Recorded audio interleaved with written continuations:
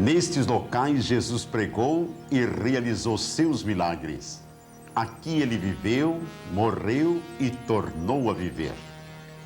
Tive o privilégio de visitar a terra onde Jesus viveu. Os cenários são familiares para aqueles que procuram estudar a respeito da vida de Jesus. Belém, Nazaré, o Rio Jordão, o Mar da Galileia, Jerusalém, o Jardim do Getsêmani. Tudo parece estar tão inalterado que os eventos da história sagrada parecem repetir-se, dando novo sentido às Sagradas Escrituras.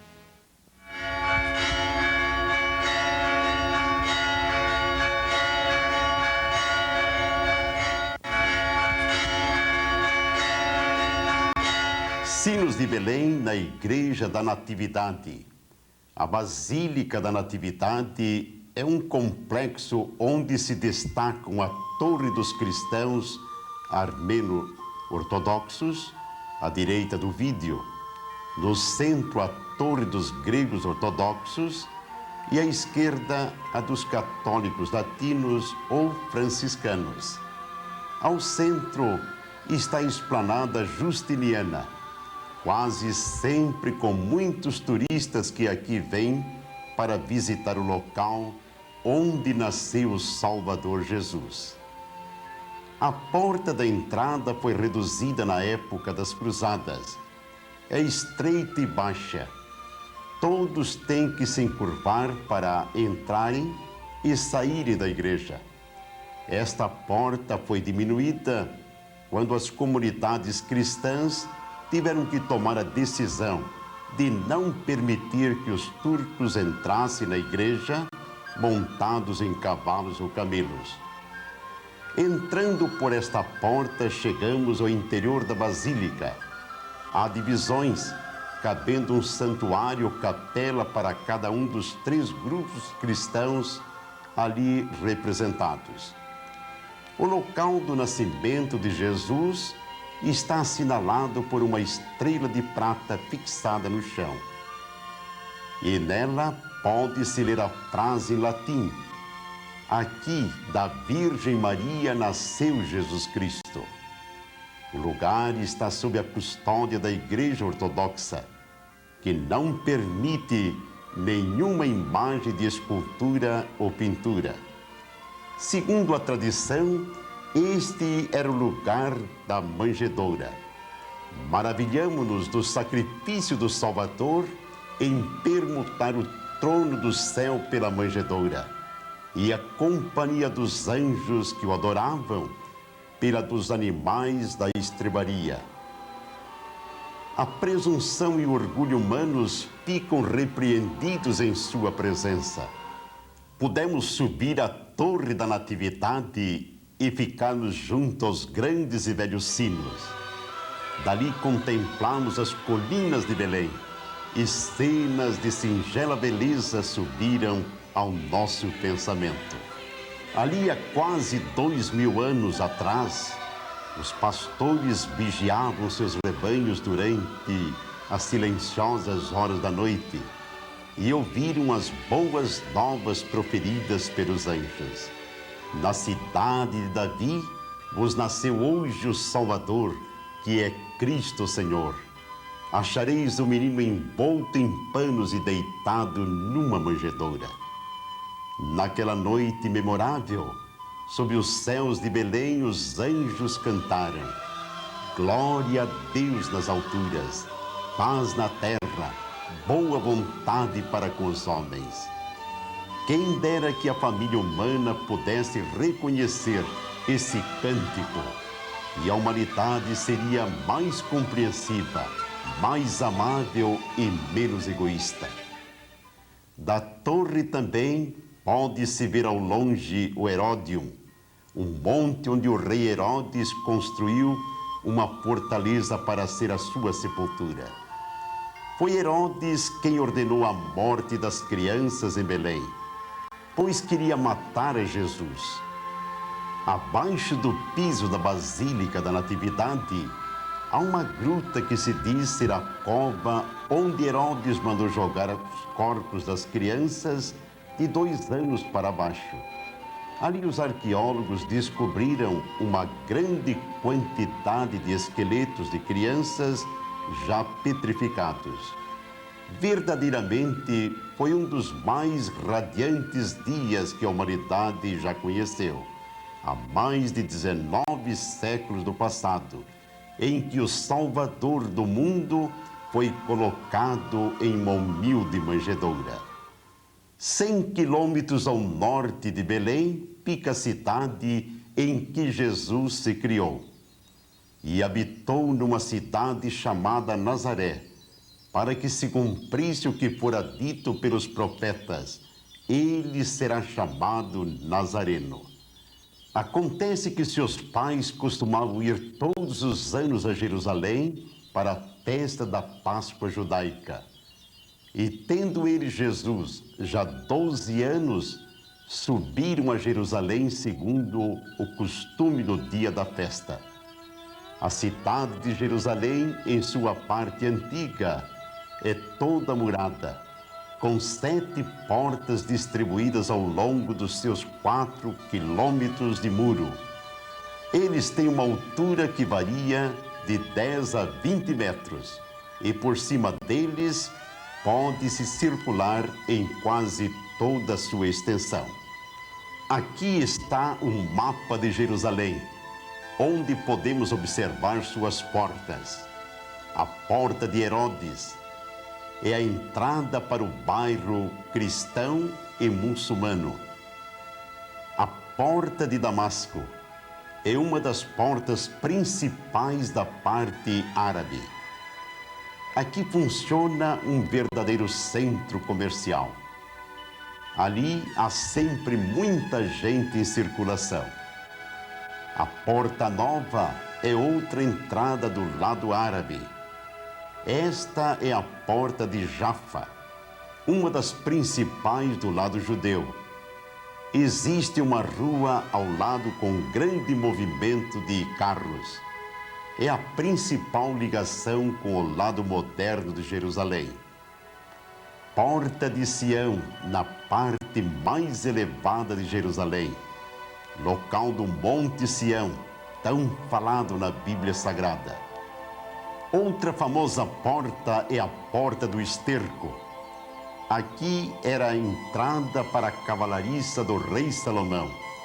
Hoje é a entrada para o Muro das Lamentações, o lugar mais sagrado dos judeus em Jerusalém.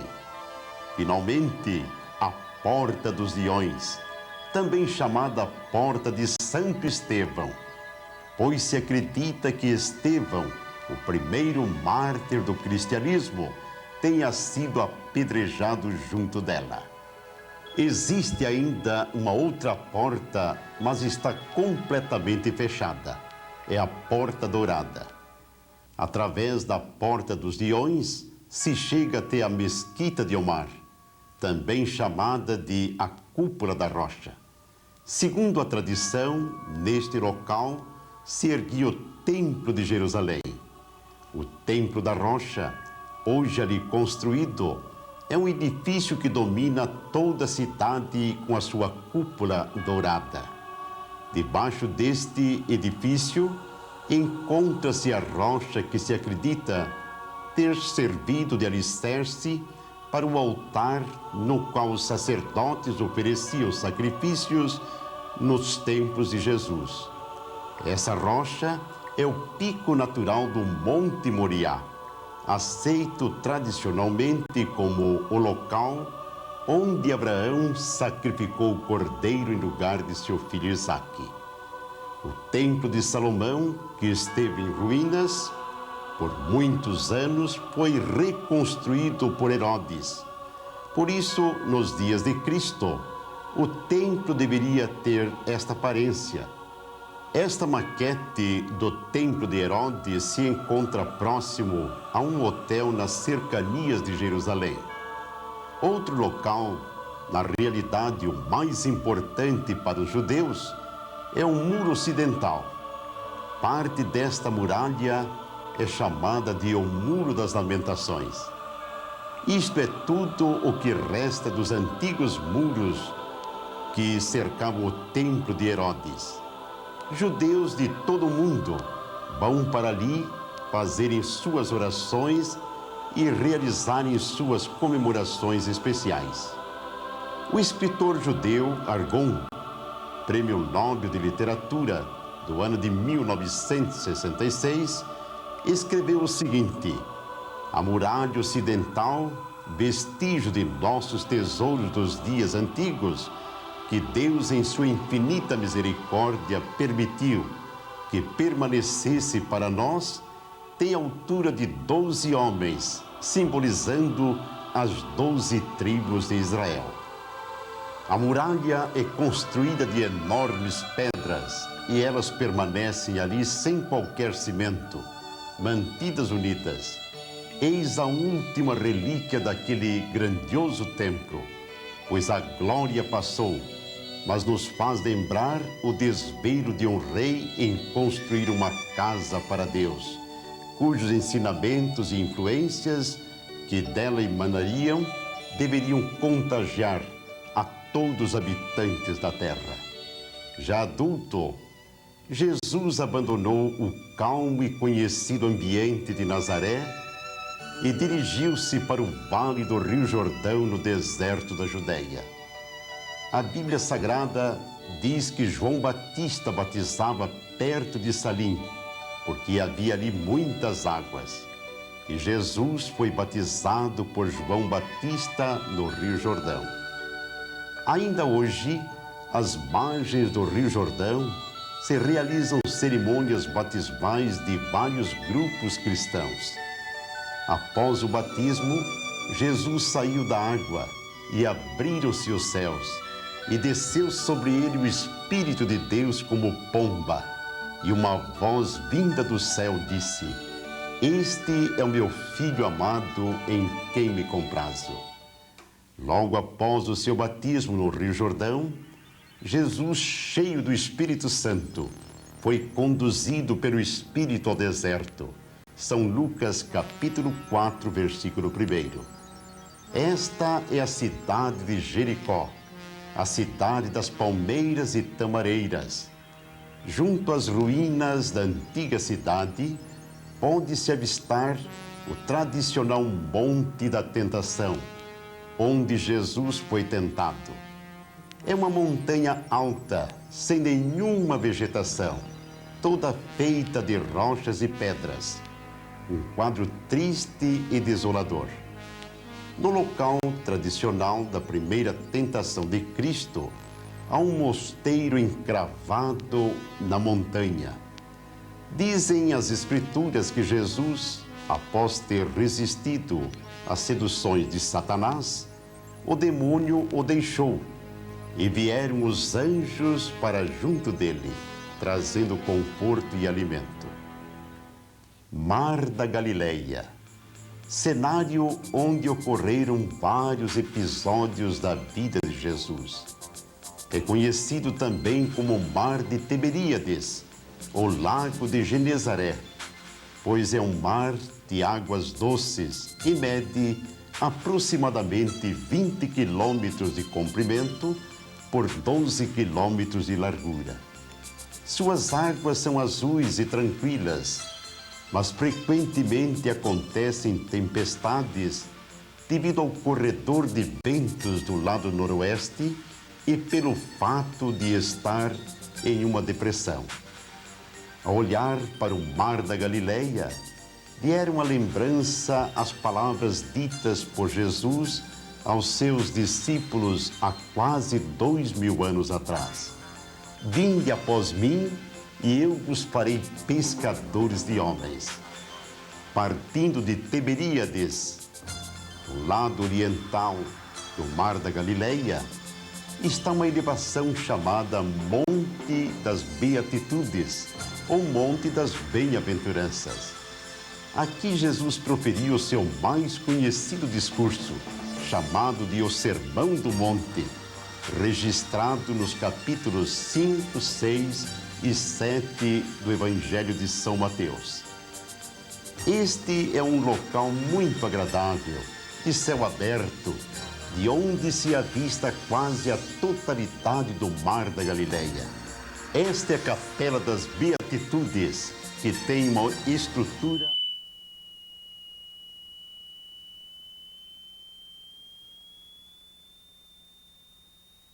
Danças proferidas por Jesus. Ao lado da capela, há um albergue, hospedaria dos irmãos franciscanos. Esta simples encosta de montanha lembra as poderosas palavras vindas do passado. Sede vós perfeitos como é perfeito vosso Pai que está nos céus. Da Galileia, Jesus foi para o norte até Cesareia de Filipe, onde se encontra uma das nascentes do Rio Jordão.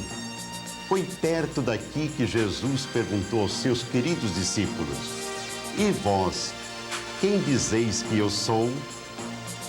Quem respondeu foi Pedro, declarando com firmeza: Tu és o Cristo, o Filho do Deus vivo.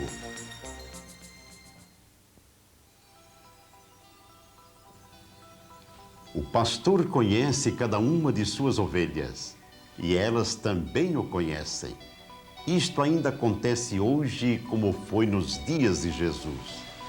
Ao olhar para os pastores conduzindo suas ovelhas pelos diversos locais da Terra Santa, lembramo-nos das palavras de Jesus: As minhas ovelhas ouvem a minha voz, e eu as conheço, e elas me seguem. E dou-lhes a vida eterna, e nunca hão de perecer, e ninguém as arrebatará de minha mão. Em Jerusalém, próximo à Porta das Ovelhas, há um tanque chamado em hebreu Betesda, o qual tem 5 alpendres. Ali Jesus curou um homem que estivera enfermo há 38 anos. Na realidade, o tanque de Betesda permanece a vários metros abaixo da superfície. Chegamos lá descendo as escadas sinuosas até o nível do poço, o que nos permite imaginar como era no tempo de Jesus. Por entre estas ruínas, podemos imaginar a voz do Mestre ecoando: Levanta-te! Toma tua cama e anda. A 3 quilômetros de Jerusalém, a sudeste do Monte das Oliveiras, fica a pequena aldeia de Betânia. Aqui morava uma família muito amiga de Jesus, a família de Lázaro, Marta e Maria. Para aqui, vez por outra, Jesus vinha ter momentos de descanso. Nesta cidade, Jesus operou outro grande milagre. Lázaro estava enfermo e mandaram buscar a Jesus. Quando o mestre finalmente chegou, Lázaro já estava morto e enterrado há 4 dias. Jesus, porém, tranquilizou os que pranteavam, dizendo: Eu sou a ressurreição e a vida. Quem crê em mim, ainda que esteja morto, viverá. E todo aquele que vive e crê em mim nunca morrerá. Tivemos a oportunidade de gravarmos ali um dos programas Fé para Hoje, de frente do túmulo de Lázaro. Aqui em frente, Jesus chamou: Lázaro, sai para fora. E o defunto saiu. A fama dos milagres de Jesus se espalhou por toda parte. Isto fez com que a oposição dos principais, dos sacerdotes e fariseus, também aumentasse.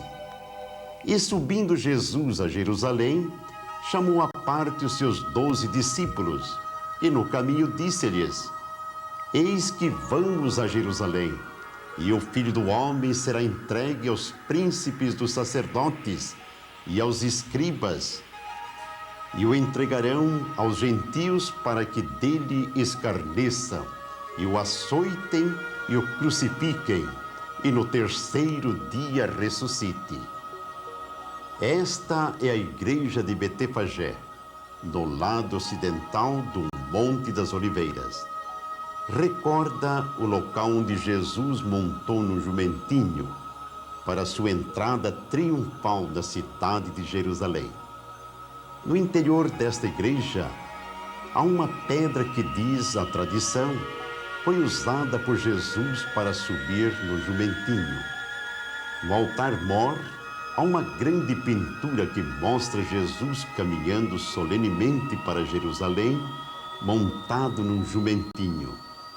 A entrada triunfal de Jesus em Jerusalém foi profetizada por Zacarias mais de 400 anos antes do acontecido.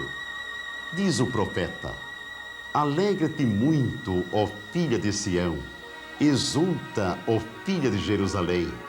Eis que o teu rei virá a ti, justo e salvador, pobre e montado sobre um jumento, sobre um asninho, filho de jumenta. Antes de entrar em Jerusalém, Jesus parou no Monte das Oliveiras e aqui ele chorou. Esta igreja recorda o momento em que Jesus chorou. É chamada de Dominus Fleviti, palavras que na língua latina significam Jesus chorou. Ela tem a forma estilizada de uma gota de lágrima. Dentro da igreja, em um dos lados do altar, há um mosaico mostrando uma galinha protegendo seus pintinhos e uma inscrição com as palavras de Jesus: Jerusalém, Jerusalém, que matas os profetas e apedrejas os que te foram enviados. Quantas vezes quis reunir os teus filhos, como a galinha junta os seus pintinhos debaixo de suas asas, e não o quiseste. Todos os anos uma procissão ensina a entrada triunfal de Jesus em Jerusalém. A multidão que acompanhou a Jesus exclamava: bendito o Rei que vem em nome do Senhor, paz no céu e glória nas alturas. Na quinta-feira santa, Jesus esteve neste local, o cenáculo, que quer dizer lugar da ceia, tradicionalmente aceito como a sala onde ele participou da Páscoa com seus discípulos. Do cenáculo, Jesus conduzia os seus discípulos por um caminho íngreme que posteriormente foi transformado nestes degraus. Ele deve ter saído do Monte Sião, onde próximo estava o cenáculo, atravessou o Vale do Cedron, caminhando cerca de 1 quilômetro, e então chegou ao Getsêmani, um jardim que está localizado na encosta do Monte das Oliveiras. Este jardim também é chamado de Horto da Agonia. Aqui Jesus esteve ajoelhado em fervorosa prece. Meu Pai, se é possível, passe de mim este cálice. Todavia, não seja como eu quero, mas como tu queres. E o evangelista São Lucas, que era médico, diz que, estando em agonia, orava mais intensamente. E aconteceu que o seu suor se tornou como gotas de sangue caindo sobre a terra. Foi uma grande emoção para nós visitar este jardim. Ali estivemos com a equipe de A Voz da Profecia, que gravou todas as imagens deste programa. É um local muito agradável e inspirador. Um jardim bem cuidado, com muitas flores. Ali existem muitas oliveiras com seus velhos troncos retorcidos. Afirma-se que muitas destas oliveiras seriam descendentes das oliveiras que foram testemunhas mudas da agonia do Salvador. Ali pudemos ver também esculturas diversas, como esta que representa o anjo confortando o Senhor, e outra onde Jesus está em oração. um olhar dirigido a Deus, o Pai. No livro Desejado de Todas as Nações, a escritora Ellen White diz: os ciprestes e as palmeiras foram as silenciosas testemunhas de sua angústia.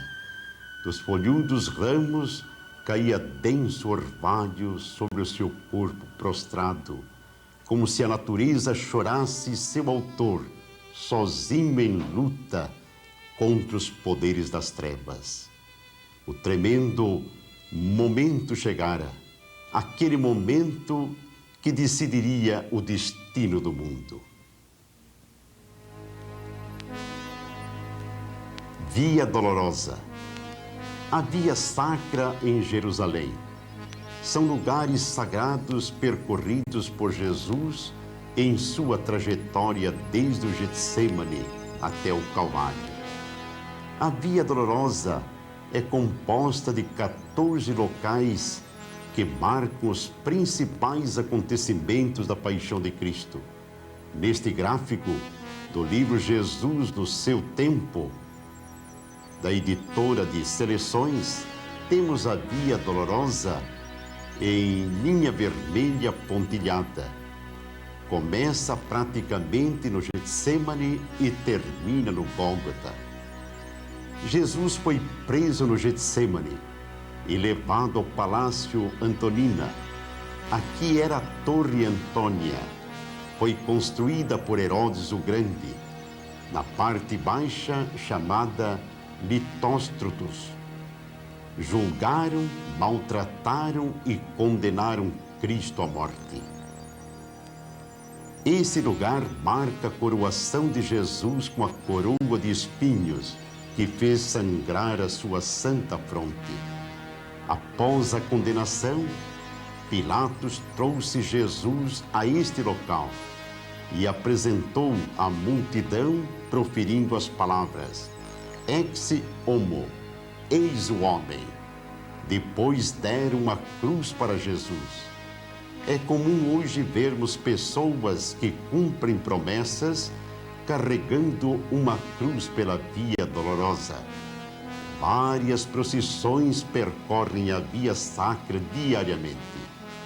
Segundo a tradição, sob o peso da cruz, Jesus caiu 3 vezes. Este local assinala a primeira vez que Jesus caiu com a cruz. Outro lugar marca o encontro de Jesus com a sua mãe. O outro seguinte lembra o momento em que os soldados fizeram com que Simão ajudasse a Jesus carregar a cruz. Nesta pedra, acredita-se, foi onde Jesus se apoiou com a mão ao cair pela segunda vez. Finalmente, Jesus chegou ao Gólgota, o Calvário, o lugar da cadeira onde ele foi crucificado. Jesus morreu na cruz. Morreu para nos dar a vida eterna, porque Deus amou o mundo de tal maneira que deu o seu Filho unigênito, para que todo aquele que nele crer não pereça, mas tenha vida eterna. O Jardim do Sepulcro retrata muito bem a sepultura de Jesus descrita no Evangelho de São João.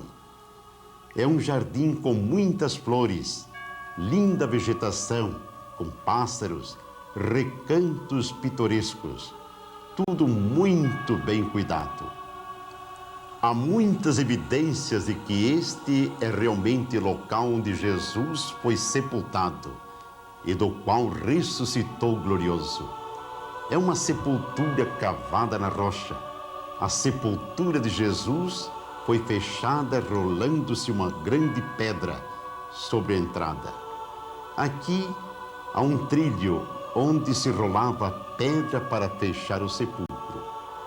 Todas as explicações acerca deste lugar têm sido apresentadas, mas o fato mais importante que deve ser dado a conhecer é este: ele não está aqui,